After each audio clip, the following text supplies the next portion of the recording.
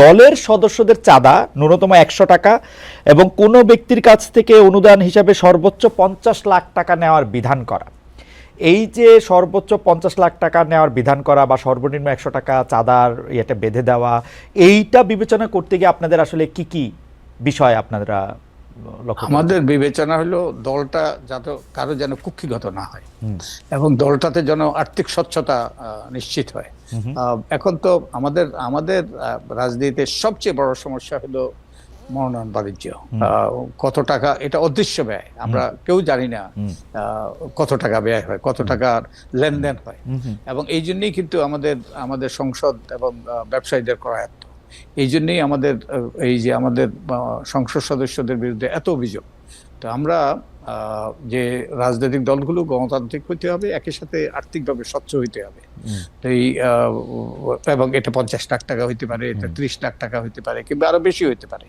কিন্তু দলটা যেন কারো কুক্ষিগত না হয় এবং একই সাথে যেই অর্থই লেনদেন হয় এটা যেন ব্যাংকিং চ্যানেলে হয় এবং এটা যেন স্বচ্ছতার ভিত্তিতে ব্যয় হয় এবং এগুলো যেন তারা অডিটেড হিসাব নির্বাচন কমিশনে জমা দেয় এবং এগুলো যেন নির্বাচন কমিশনের নিরীক্ষণের সুযোগ হয়।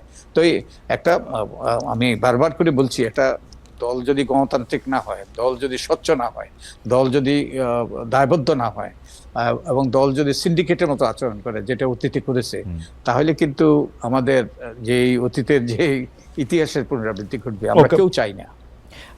এইটা কি আপনি চান যে শুধু মানে নিরীক্ষা বিভাগে এটা নিরীক্ষা করতে পারুক, নাকি পাবলিক ডকুমেন্ট হিসেবে এটা থেকে যাক, যে আমিও ওয়েবসাইটে দেখতে পাবো যে কে ৫০ লাখ টাকা চাঁদা বিএনপি বা জামাতকে বা আওয়ামী লীগকে দিল?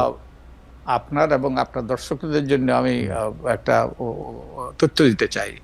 এই নির্বাচন কমিশনের রাজনৈতিক দলের হিসাব নিকাশ, অডিটেড হিসাব নিকাশ জমা দিতে হয় নির্বাচন কমিশনে। বহু বছর আগে আমি এই সকল হিসাব নিকাশের তথ্য চেয়েছিলাম।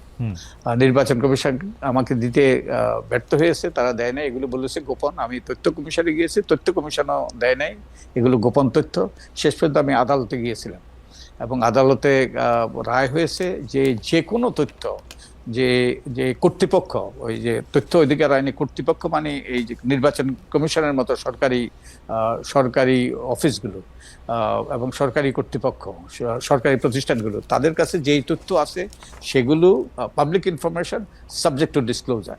তো এগুলো তারা দিতে বাধ্য এবং যে কোনো ব্যক্তি এই তথ্য পেতে পারে। সো এগুলো অবশ্যই এই যে পাবলিক হইতে হবে। ওকে, তার মানে হচ্ছে যে আপনি তহবিল ব্যবস্থাপনায়, দলের তহবিল ব্যবস্থাপনায় মানে এখন স্বচ্ছতা নিশ্চিত করতে এটা যাতে একদম একটা ওপেন, বইটা যাতে ওপেন থাকে, নিরীক্ষিত আয় ও ব্যয়ের হিসাব, এটা একদমই আপনারা এটা বলতেছেন। ইন্টারেস্টিং, আপনারা সুপারিশ করতেছেন যে দলের সংসদ নির্বাচনে দলীয় মনোনয়নের জন্য দলের ৩ বছরের সদস্য পদ থাকা বাধ্যতামূলক করা। এখন যদি বৈষম্য বিরোধী ছাত্র আন্দোলন আগামীকাল অথবা আমি আগামীকাল কোনো রাজনৈতিক দল প্রতিষ্ঠা করি, তাহলে আমাদের ক্ষেত্রে কি হবে?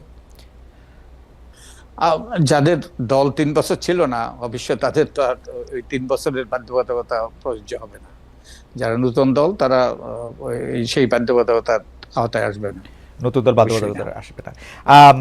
আপনারা একদম স্পেসিফিকলি বলতেছেন যে দলের লেজুর ভিত্তিক ছাত্র, শিক্ষক, শ্রমিক সংগঠন, ভাতৃপুত্রী বা যে কোনো নামেই হোক না কেন না থাকার বিধান করা, এবং এটার আরেকটা আছে যে যে কোনো নামেই হোক না কেন বিদেশে শাখা না থাকার বিধান করা।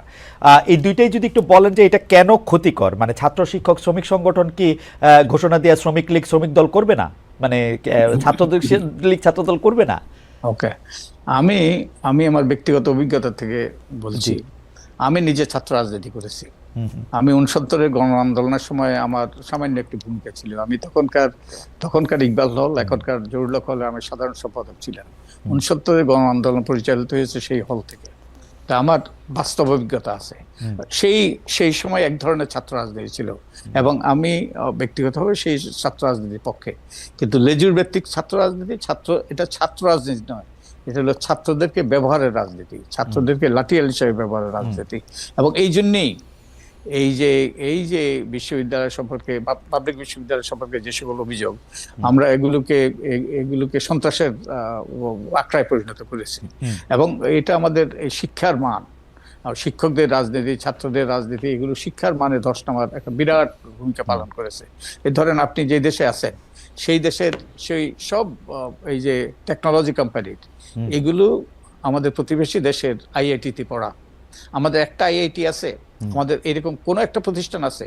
কোনো একটা প্রতিষ্ঠান নাই। কারণ আমরা এই প্রতিষ্ঠানগুলোকে ধ্বংস করেছি আমাদের দলীয় স্বার্থে, ব্যক্তি স্বার্থে, এবং যার ফলে আমাদের সেই রকম শিক্ষা প্রতিষ্ঠান গড়ে উঠতে পারে নাই। এবং তাই যে ছাত্রের কাজ হলো, প্রত্যেকের দায়িত্ব থাকে। ছাত্রদের দায়িত্ব হলো লেখাপড়া করা, ভবিষ্যতের জন্য প্রস্তুত হওয়া। এবং হ্যাঁ, দেশের ক্রান্তি লগ্নে তারাও নাগরিক হিসেবে তারাও তাদের ভূমিকা পালন করবে।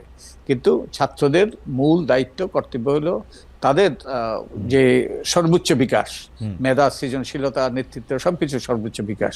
রাজনীতির দায়িত্ব হলো রাজনীতিবিদ, তারা ছাত্রদের মধ্যে যদি কেউ রাজনীতি করতে চায় তারা রাজনৈতিক দলের অংশ হোক, কিন্তু লেজুর ভিত্তিক বিশ্ববিদ্যালয়গুলোকে সন্ত্রাসের আখড়ায় পরিণত করা। এবং বাই দি ওয়ে, যেই সকল রাজনীতি হচ্ছে ছাত্র রাজনীতির নামে, সেগুলো কিন্তু দণ্ডবিধিতে দণ্ডযোগ্য অপরাধ।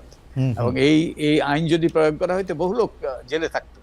আর যেই নৈরাজ্যমূলক ব্যবস্থা বিশ্ববিদ্যালয়ে বিরাজ করছিল, এবং এটা তো কল্পনাও করা যায় না, আমাদের সময় আমরা কল্পনাও করতে পারি নাই। আর এই যে আরেকটা কারণ, এই যে ছাত্রদের এই যে বিস্ফোরণ, ছাত্রদের যে এই যে দলে দলে নেমে আসা, কারণ ছাত্রদের কোনো প্রতিকারের জায়গা ছিল না। শিক্ষকদের রাজনীতি, শিক্ষকদের দলবাজি, এগুলো কিন্তু এই যে একটা বিষময় পরিস্থিতি সৃষ্টি করেছে।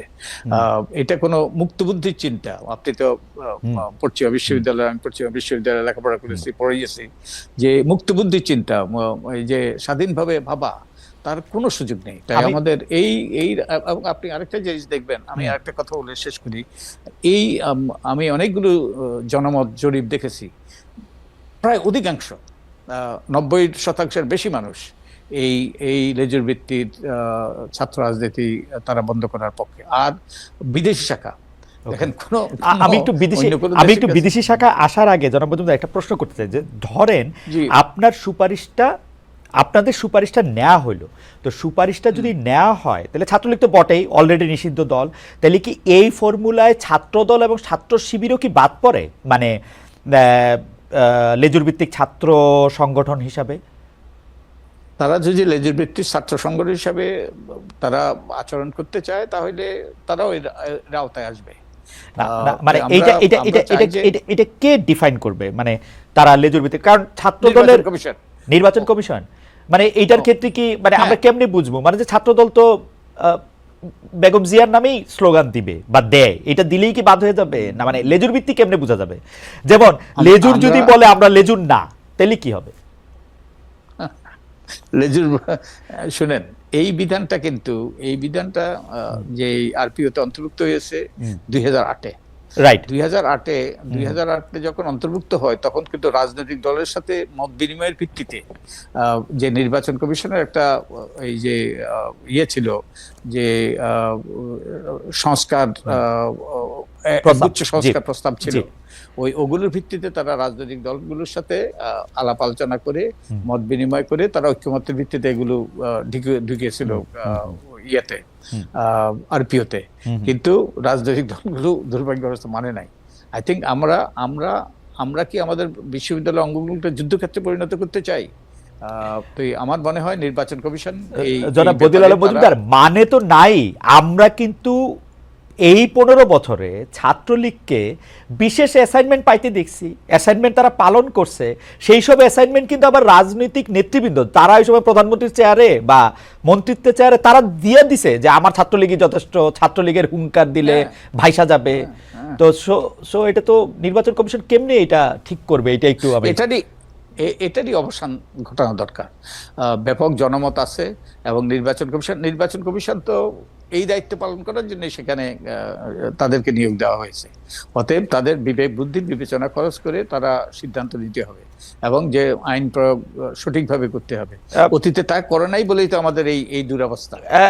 মানে যদি মানে আমার বোঝার জন্য, যে কারণ আপনি তো শিক্ষকও বটে আমাদের অনেকেরই, তো স্যার ধরেন বর্তমান পরিস্থিতিতে আপনি যদি নির্বাচন কমিশনের সিদ্ধান্ত আপনার উপর দেয়া বর্তাইতো, তাহলে কি এখন ছাত্রদল বা ছাত্র শিবির যা করতেছে সেইটা কি তারা তারা তারা তারা তারা এই যে এই শাস্তি পাওয়ার মতো কাজ করতেছে কিনা সেটা যদি আমরা একটু বলি, কারণ বিধানটা কি এটা স্পষ্ট না এখনো, যে মানে তাদের কি আসলে নির্বাচনে অংশ নিতে দেওয়া হবে না, না কি করা হবে? এখন অতীতে যা ঘটেছে এই বিধানটা তো কার্যকর ছিল না। ভবিষ্যতে এই বিধানটা যখন কার্যকর হবে তখন তারা কিরকম আচরণ করে তার উপর নির্ভর করে এটার প্রয়োগ হবে কি হবে না। তো আমাদেরকে তাদেরকে সুযোগ দিতে হবে যে তারা তাদের লেজুর ভিত্তির রাজনীতিতে যেন তারা নিজেদেরকে জড়িত না করে। ওকে স্যার, বিদেশি শাখা না থাকার বিধানটা নিয়ে একটু বলতে চাইছিলেন, ওইটা একটু বলবেন কিনা, যে রাজনৈতিক দলগুলির বিদেশি শাখা না থাকা। বিদেশি শাখা আমার যতদূর জানি যে এটা এখনো নাই, মানে এটা তো আসলে মানে এটা তো নির্বাচন কমিশনের দলের তো বিদেশি শাখা থাকতেই পারে না, আছে তো। আমি নিউ ইয়র্কেই 10টা দেখি, কেন দেখি জানি না, জার্মানিতেও দেখছি 10-12টা। না, চিন্তা করে দেখ, প্রত্যেকটা কাজের